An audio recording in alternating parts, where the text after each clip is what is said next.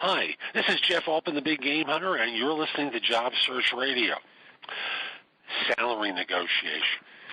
One of the most frightening things that most job hunters engage in as part of their job search. And when they do it badly. Matter of fact, most salary negotiation that job hunters do translate into them going, give me more, I want more, I deserve more. And the other side sitting back with their arms folded saying, I don't think so. Come on, give me it.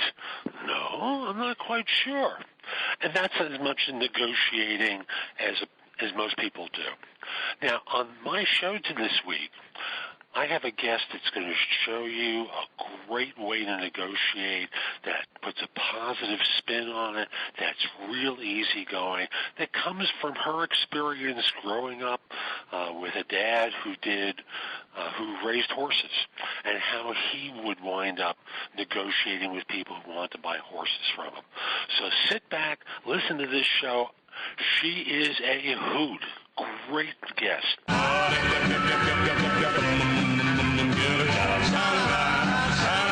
Are you looking for a new job or interested in leveling up? Job Search Radio is your go-to resource for insider tips on job hunting and growing your career. Here's your host, Jeff Altman. So my guest on this show is Peggy McKee, the CEO of Career Confidential, a career coaching and advisory firm.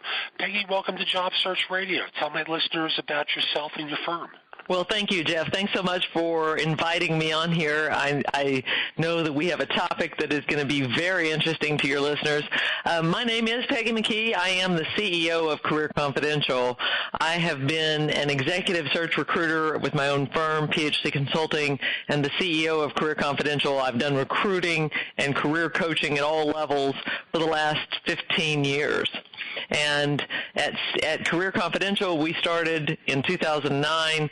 We now have over 18,000 clients in more than 90 countries. And what we do is we're giving that employee, that job seeker, that careerist tools and advantages to get farther ahead in the way that they want to, get where they want to go. So we're knocking down obstacles and barriers and helping people get where they want to go in their career.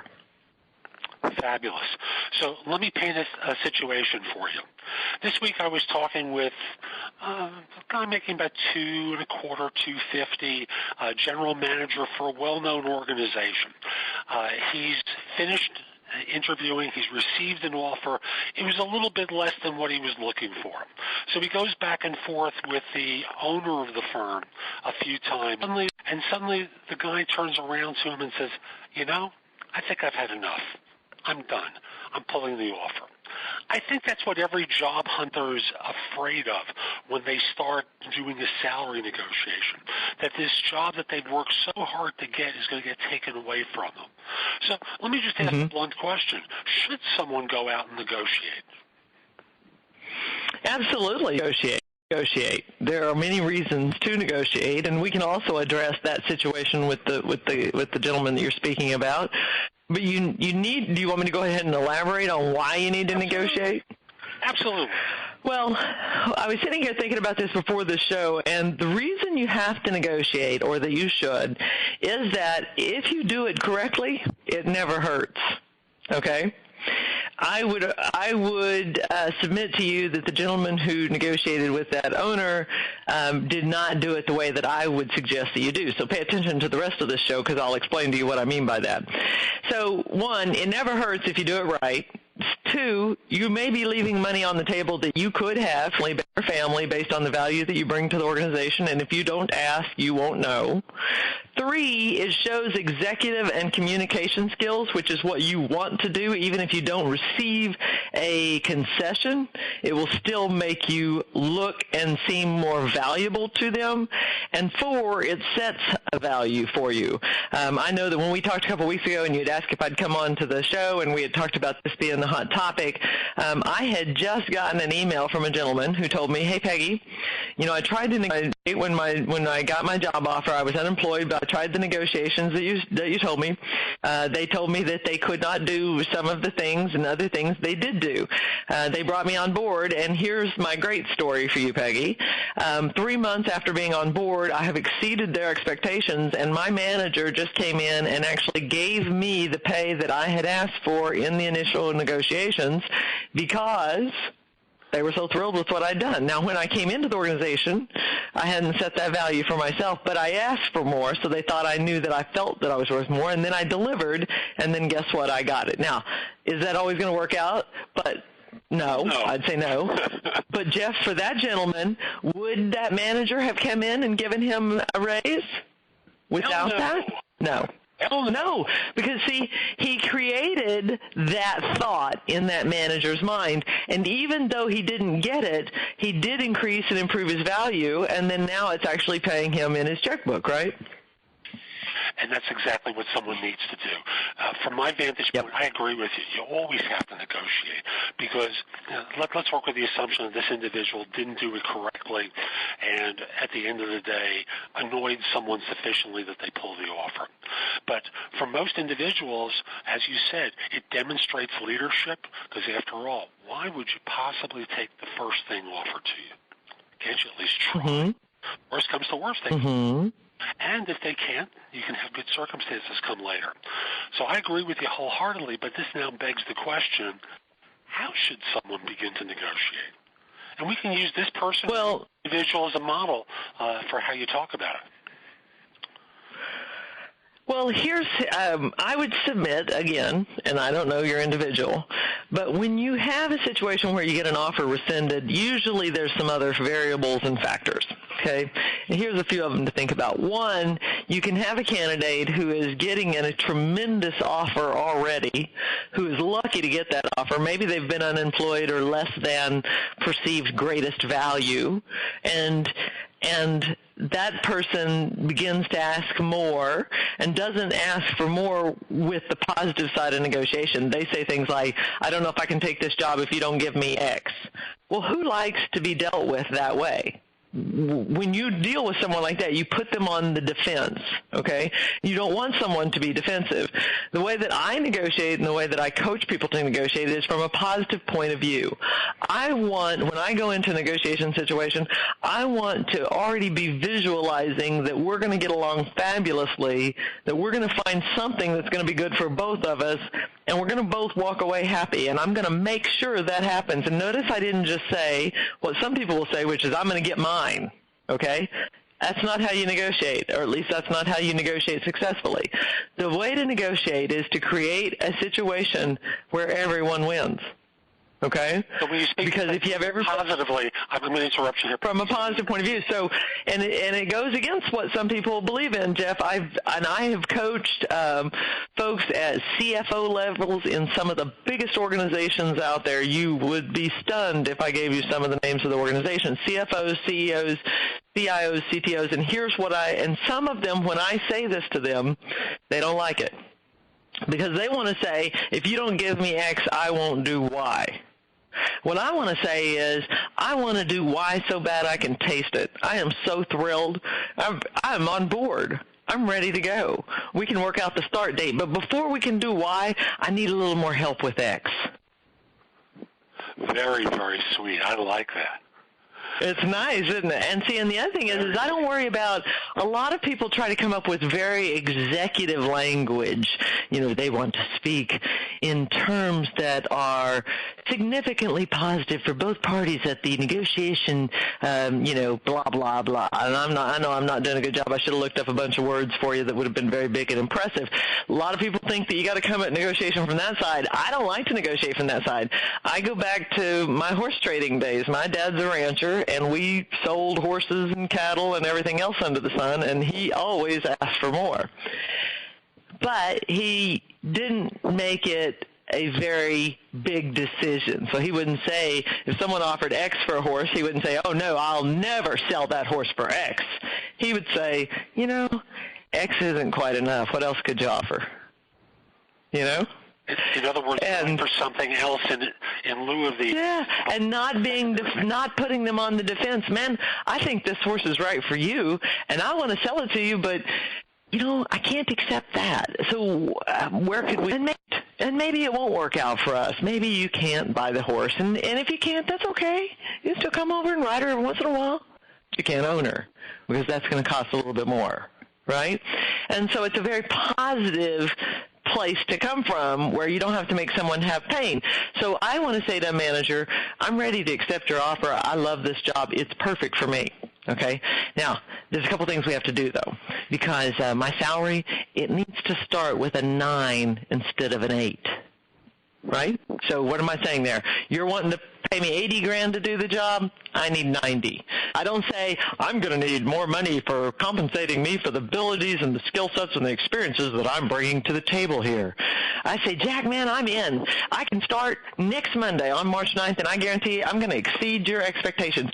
Hey, before we get going, though, could this number start with another number other than an 8? I mean, is there a possibility it could start with something else? Very, very simple. And I'm very quiet afterwards, right? And also did, I'm going to interrupt you here for a second. What you also did, which, again, I know you know this instinctively, you changed your tone of voice. You got softer. You slowed down your speech to get to that proposal. And I was smiling when I said it. I wasn't serious. I wasn't uptight. My hands aren't sweating, and I'm not just dying. And the reason I don't have to be that upset and I don't have to have that amount of seriousness is because, Jeff, I'm going to pretend you're the manager, right? Jeff, we're not fighting here. We're on the same side. You want me to come do the job, and I want to come do the job. And now you and I got to look at this to make sure that it works for us. And then once we get that ironed out, we're good to go. So all I need to know is where can we move here? Very, very sweet. I keep repeating that. And there's something that happens as a recruiter. Well, go ahead. I'm sorry. It's a very smooth tactic because, in effect, what you're doing is already accepting the offer. Got one more thing to cover. Very nice. Now, wait a second, though. Let's talk about that real quick because that is a very important piece. See, the people that have trouble with that, they say, well, you've given away your power. You're saying you're going to accept it. Well, no, I'm not. No, I'm not. Everything but. I've said I want to accept it. I said I'm dying to accept it. I said I'm thinking about how I'm going to start the job. But, hey, we need to do a little something here. And see, managers, if you hit them with that aggressive tone or that negative tone, they start thinking of that salary as money out of their own pocket, okay? And I had a great manager one time who taught me a great lesson. I had a gentleman I was trying to hire. The guy wanted like 65. I only had 60. He asked for 65. I went to my manager. I'm like, he's asking for 65. I don't think we ought to give it to him because, see, I was trying to be a good steward of the company's money, And I thought we could get him at 60. And my manager said, Peggy, why do you care if we pay him 60 or 65? Because the truth is that's not going to come out of your pocket. Okay, you're not paying it, number one. Number two, if you fail with your team, nobody's going to say she failed, but she didn't pay her team more than $60,000 a year. They're going to say she failed, and they're going to fire your ass, okay? So it would be better for you to get the very best team that you can possibly put in place and make them the happiest that you can ever make them so that you exceed your expectations and everybody goes home happy. And I said, okay, so you think we should pay him 65? And he goes, yes. And tell him he better earn it. And I want to pick up there. Just give me one moment because, folks, we're going to be back with more from Peggy in just a moment. But first, my insider tip, which is about organizing your search and tracking your activity. I find a lot of job hunters really think they're doing more than they do. They think they're out there talking to a bunch of people. They think they're out there doing a lot of networking, responding to ads. Responding to ads is like spamming most of the time, but that's a different conversation. And what I think people ought to be doing along the way is tracking every activity you that you do related to your job search as a way of demonstrating to yourself whether or not that's really true. I find most of the people I coach, they talk a good game, but when we start breaking it down of an 8 to 10 hour workday, maybe they've got 2 hours of really productive activity, maybe, but they've been doing a whole bunch of stuff, like reviewing their resume for the 15th time. So my encouragement to you is spend a little time. You can do it online. You can do it on a pad, however you want to do it. Just jot down what you've done, about how long you spent on it, and start reviewing it after a week. I think you'll be pleasantly surprised or pleasantly disappointed. You'll find it one way or the other. So let's come back to Peggy and continue our conversation. So I agree with you, and yet managers hold out, and they want to squeeze that $5,000 out of people. Why? It's childish and immature. Nobody has taught them that lesson that manager taught me, which is at the end of the day, if you get your job done, nobody's going to care how much you paid that guy. But if you can't get the job done, you'll lose your job. So do you want the guy or not? If you want him, make him happy, make him, fat, tell him he owes you. Spectacular. And sometimes the negotiations aren't smooth and easy. So in that situation where they've offered you a number that begins with an 8 and you want to go to a 9, let's say they say, we can't quite go to a 9. How do you then play it? What can you go to? That's the next question. What can you do? We got to keep it exactly where it is right now. Folks, I'm just doing the thing that you think is going to happen so we get that out of the way. So we have to keep it exactly where what we proposed. Okay, so Jeff, what you're saying is your budget as far as the salary piece is set and you cannot move that. It's like a rock. Is that what you're saying? And folks, did you catch what she said as far as the salary piece? Because I have a hunch we both know where she's going to go to next now. Yes, that's what I'm talking about. Hey, when we get done, I've got a horse I want to sell you. Or a bridge in Brooklyn. Yes, okay. That's right, baby. I got that, too. And I got some sugar for your horse. Yes. That's right. But this is really good, and I know a lot of people think, Jeff, they think, oh, my God, I could never, because I've heard this, right? I could never do that. And I say, look, all I need you to do is just a little of what I do, okay, because that's going to be a whole lot further than you've ever done before, and you're going to get such great results from it that you'll be empowered by that, and next time you'll be better, and next time you'll be better, and each time you're going to get better offers. You don't have to sound like me yet, but you have to try to do what I ask you to do, and trust me that if you come from, and I know it sounds so crazy, Jeff, but I tell you, I'm just a freak for the positive and the love thing, and I know that's a lot of people say, I don't feel much positive or much love in this job search, but I feel like that's everywhere in your life. And if you can think it and feel it, it helps, right? It takes away the edge. And so if you think, hey, this person likes me and they're offering me a job, now, I could just take it just the way that it is, but because I'm a powerful professional and executive and I've listened to Jeff and Peggy, I know I got to ask for more. So all I'm going to do is say, look, I definitely am so excited. I want this job. It's thrilling. I've called my wife, but can we get this to start with a 7 instead of a 6? Can we get it to start with a 9 instead of an 8? Can we move this number? Can we add another 0? What can we do? And then going back to what we said before, see, I did do what you were saying. See, I tidied up and made sure that we were very clear that all that you told me is that you can't move on the salary. Okay? That's all you told me. And so then when you say, yes, that's right, Peggy, I can't move on it. Great. Talk to me about the variable compensation. Is there a bonus or commission opportunity? Now, wouldn't most people know that by this point? Well, and so let's assume they already know that there is one, that they definitely know that there is one. part of my compensation. What should I expect from that bonus? How should I feel about that? Well, it's going to be worth this. Okay, great. So if I do this, then I'm going to get that. Absolutely. And then this is where we kind of get into some tricky things, right? What if I can do more than that? Would you be willing, let's say that you're offering me 10% commission on all the sales. What if I do more than $2 million of sales? Can you offer 15% on anything over $2 million? Well, yeah, I'll pay you 20%. Great. Can you put that in writing? And folks note, you put that in writing. It's one of the key phrases in these negotiations, because once you're getting them off the basic script, you got to get it in writing. Right. The next thing you can negotiate for, I had a gentleman, rest in peace, he died last year, but he knew that he was stellar at his job. It was a sales role. And so what he asked for was, he knew they weren't going to change his commission. He knew they weren't going to change their base. There were too many reps. Everybody was at the same level. They weren't going to move on it, right?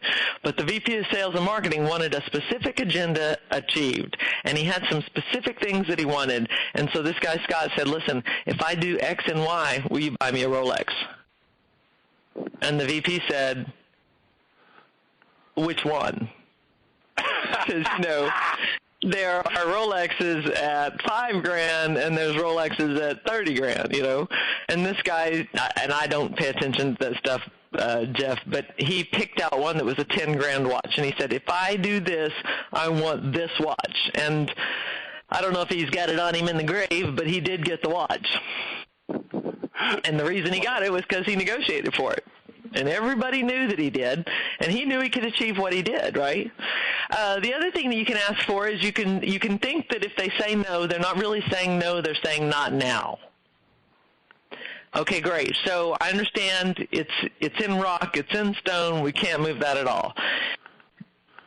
Could we review my success in 3 to 6 months and see if there's any room for some agreement there? Improvement there. And yeah. Very subtle what you're doing. Very, very subtle. Mm-hmm. Some way you're just looking at some variable that would allow them to make a concession for you. So I think of it like a Rubik's Cube. You're kind of just turning it over and over, just looking at all sides, because you could get car allowance, you could get golf course fees, you could get the Rolex, you could get additional percentages, you could get a negotiated review in 6 months with an additional 5% based on X. You could get, it's just, that's why you got to kind of turn it over and over in your hand and look at it and think about it, right? But if you're setting a stretch goal, then why shouldn't you ask for more compensation? If you hit it, they're going to be thrilled. Everybody's happy. Because everyone's making money out of it. And yeah. A lot of your history is around sales professionals, so I want to see what you think about the non-sales roles where the measures might be a little bit different. So let's say there's an IT person or an accounting professional where revenue may not necessarily be the obvious benchmark for them. But there are other benchmarks. Right.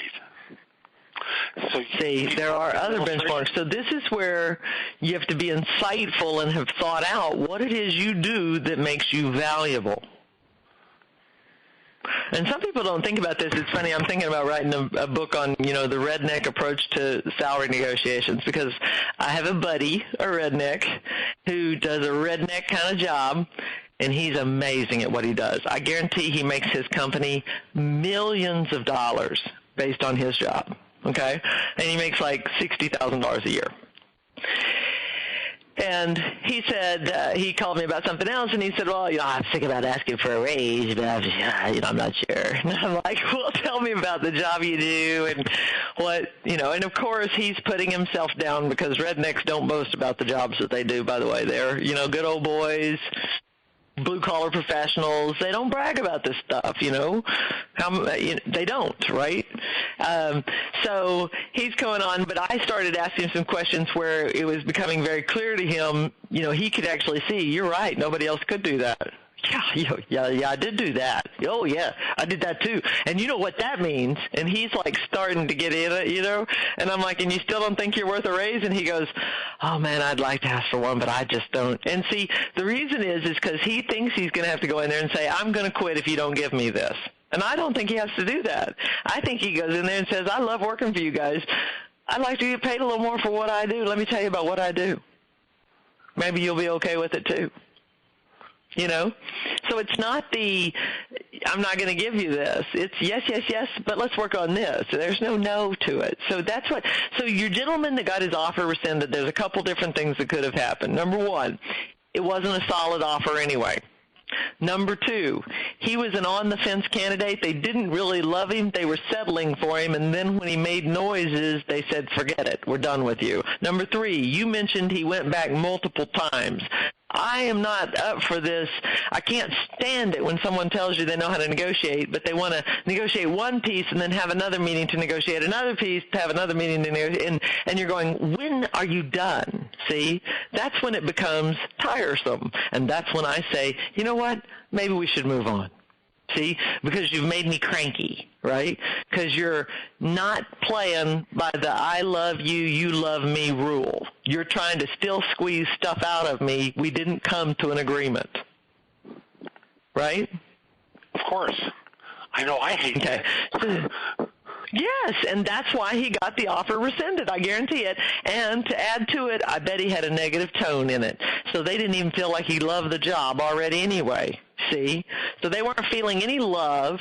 And it's kind of like asking a chick out to the prom and, you've already, ponied up for the limo, you've already ponied up for a decent restaurant, you're getting the tux, and she's going, well, I'm not, God. She needs to be saying, she needs to go, man, I am so excited to be going to the prom with you. Hey, can you go ahead and get me a bouquet of roses to go with that too, please? See? Because then I'd be like, yeah, good. We're going to have a great time. You see, you understand it's an emotional thing. That's a big part of what people don't get that's a big opportunity is try to look at the job search almost like a dating relationship.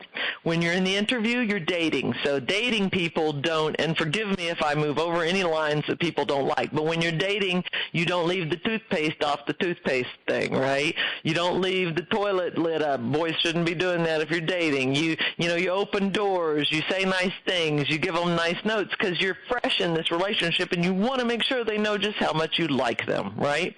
That's the way it is in the interview. When you get to the negotiation, that's like them asking you to marry them. Do you think a guy wants to get down on his knees and have bought a big ring, right, and told people that he's going to do this because he has to tell them because he had to have help picking out the ring, right, and now he's going to get on his knees and he's going to say, I want to get married, and you're going to go, oh, I don't know. That ring's not quite as bright as I wanted. No, he needs to hear, who wants to hear that? You want to hear, yes, I'm so glad you asked. I can't wait. But I don't like pear-shaped diamonds. Can we get a square one? Yeah? Okay. Let's do it. You see? So I'm saying, yes, let's get married. And when you're in that negotiation, make sure you're showing that love just like you would with the chick that you're trying to talk into marrying. You see what I'm saying? Mm-hmm. And interviewing itself is kind of like blind dating. Each of you has been told something about one another that you hope is true, and then the interviews are basically designed to confirm it, because at the end of the day, everyone wants to fall in love at the end of all these interviews. Yes, but they don't know how it's going to go, and if you make them feel cranky about it, or if you put them at risk by acting freaky, well, they're done. Because what probably a lot of job seekers don't understand is when a manager makes you an offer, he's betting on you, and everybody knows it. So then if you decide not to take that offer, it's as if you turned him down to the prom, and everybody knows he asked you. And at the end of the day, he or she doesn't want to be in the situation where they have to start all over again. They've put it out there. They made the offer. Everyone knows. Their boss knows. and you get rejected. Boy, horrible set of circumstances. So they want to close. It's not good. Not good for your political career if that happens. Happens too frequently to too many people. Hey, Peggy, we're starting to run out of time with one another. Are there any other points that you want to make so that maybe another tax? Well, I feel like we've offered them a lot of information that for many of these people can be, pretty life-changing if you can use these skill sets. You've got to expect that something positive is going to happen. You've got to make that other person feel the love and then ask for, and think of it kind of like I did about the Rubik's Cube. Just kind of turn it over and look, is there something that I don't know about? Because there could be value in there that you just didn't readily understand. Very nice. Right?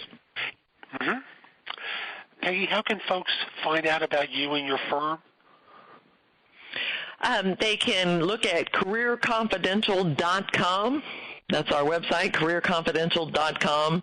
And like I said, we have 18,000 clients in over 90 countries who use our tips and tools to get the job that they want.